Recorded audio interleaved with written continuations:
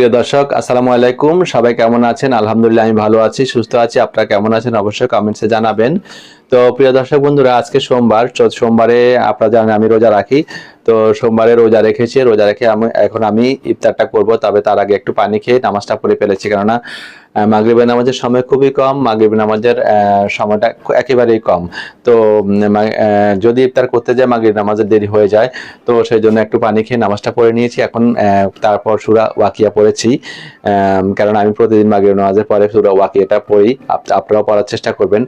আয় রোজগারে বরকত দান করবে মহান আল্লাহ। তো অবশ্যই সূরা ওয়াকিয়া পড়ার চেষ্টা করবেন আপনারা। তো প্রিয় দর্শক বন্ধুরা, আমি যেহেতু রোজা রেখেছি আর বেশি কথা বলবো না। বেশি কথা না বলে আমরা এখন ইফতার করতে চলে যাব। ইফতারে কি কি আইটেম আছে সেটা আপনাদের সাথে আমি শেয়ার করব।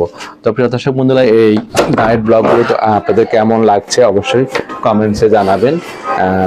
তো আমি এখন আমার ইফতারটা শেয়ার করছি। প্রিয় দর্শক বন্ধুরা, এটা হচ্ছে আজকে আমার ইফতার আইটেম। তো ইফতার আইটেমে আমি আজকে ফুড গ্রেড বেকিং সোডা পানিটা খাবো, দেখতে পাচ্ছেন। তো বেকিং সোডাটা আমি এখানে খাচ্ছি। এটা হচ্ছে এখানে ফুড গ্রেড বেকিং সোডা, এখানে রয়েছে হাফ চা চামচ, আর এক টেবিল চামচ রয়েছে apple cider vinegar with the mother. তো এটা ফার্মেন্টেশন হবে। ফার্মেন্টেশন হওয়ার পরে বুদবুদ ওঠার পরে আমরা এখানে নর্মাল যে ফুটানো ঠান্ডা পানি আছে সেটা আমরা ব্যবহার করব। ব্যবহার করে হিমালয়ান পিঙ্ক সল্ট দিয়ে তারপর আমরা বেকিং সোডা পানিটা খেয়ে নিব। এটা খেলে আমাদের শরীরে যে টক্সিন আছে, বিষাক্ত পদার্থগুলো আছে, সেটা বের হয়ে যাবে এই বেকিং সোডা খেলে। তো এটা একদিন পর পর খেতে হয়। তো আপনারা এটা কন্টিনিউ করতে পারেন। এটা খেলে আর কফি আনামা করতে হয় না। আমাদের লাইফস্টাইল একটা কফি আনামা আছে, সেটা করতে হয়, তো সেটা করতে হবে না। তো আপনি এটা কন্টিনিউ করতে পারেন। এরপর আমি খাবো, এখানে দেখতে পাচ্ছেন পেঁয়াজ মরিচ দিয়ে ঘি দিয়ে দুটো ডিম ভাজা। তো এই ডিম ভাজা আমরা খাবো এই জন্য, এটা হচ্ছে আমাদের ডিমটা আমাদের লাইফস্টাইলের জন্য খুবই উপকারী। আর এটা খেলে বাফারিং হবে, বাফারিং হয়ে আমাদের চর্বিগুলো কাটবে। তো পেটের চর্বি, গায়ের চর্বি সবগুলো কাটবে এটা বাফারিং হয়ে। তো এটা আমরা কন্টিনিউ করবো। ডিমটা আপনারা চাইলে পোস্ট খেতে পারেন, যে ডিমটা কুসুমটা কাঁচা রেখে সাদা অংশটা হয়ে গেলে ওটা আরো বেশি হেলদি। এবং ঘি দিয়ে ভাজবেন অবশ্যই, আর উপরে একটু কালো গোলমরিচের গুঁড়ি ক্রাশ করে দিবেন, তাহলে কিন্তু বাফারিং হয়ে আমরা এটা এই ফ্যাটটা কাটবে। এরপর আমার সবচেয়ে ফেভারিট দেখতে পাচ্ছেন আম। তো আমটা আমি খাবো। এই হচ্ছে আমার আজকে সিম্পল ইফতার।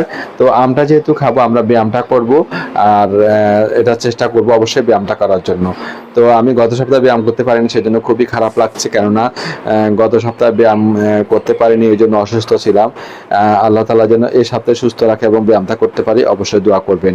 তো প্রিয় দর্শক বন্ধুরা, যারা ইউটিউব থেকে দেখছেন তারা আমার ইউটিউব চ্যানেলটিকে অবশ্যই সাবস্ক্রাইব করে রাখবেন এবং পাশে থাকা বেল বাটনে অল অপশনে ক্লিক করে দিবেন। তাতে করে নতুন নতুন ব্লগ আপলোড দিলে নোটিফিকেশন সর্বপ্রথম আপনাদের কাছে পৌঁছে যাবে।